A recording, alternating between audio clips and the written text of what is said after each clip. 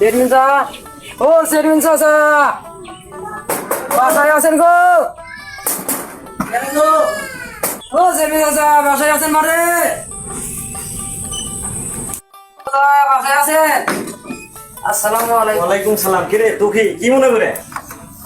আসছিলাম একটা দরকারে। হ্যাঁ তাড়াতাড়ি বল, আমার আবার সময় নেই রে।